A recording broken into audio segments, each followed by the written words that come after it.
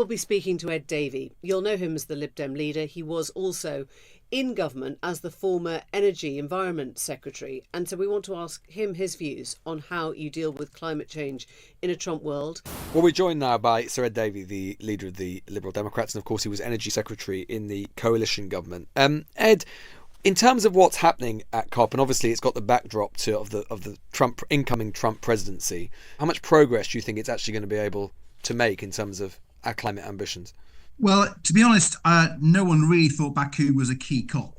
It's normally once every 5 years you have a big COP where, like Paris, where everyone expected to step up. But obviously, the election of Trump is going to hang like a shadow, and will take the momentum out of the whole COP process, and that's extremely worrying. I hope the UK, as we saw today, will provide some leadership too. So before Trump comes in, let's hope they can get more done.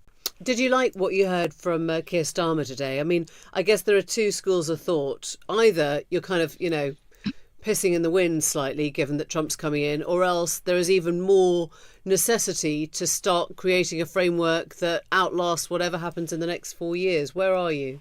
Oh, on the latter, we've got to keep pushing hard. And I think it was to be welcomed today, that the 81% target by 2035. It's good. Of course, you need the action. And we need a really full program of how that's going to be delivered.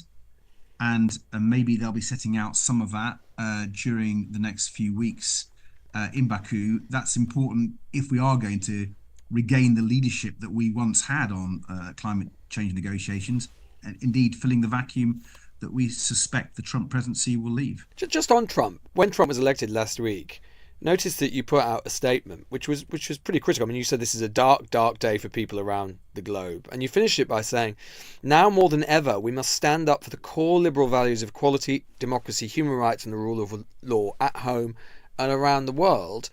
How do you think Starmer should handle Trump? Surely we've got to hug him quite close, right? I mean, they remain our preeminent military and political ally. And I've actually said that as well, Lewis. I've said that clearly we need to try to use the influence that maybe we gain through flattery or clever diplomacy, use that influence to try to change the position. And the two things I'm most worried about, in addition to climate change, is security and the economy. Obviously, policy on Ukraine, Middle East and elsewhere, and NATO, but also on trade. I mean, there's a huge worry, massive worry, that he really is going to go hard on trade wars and tariffs.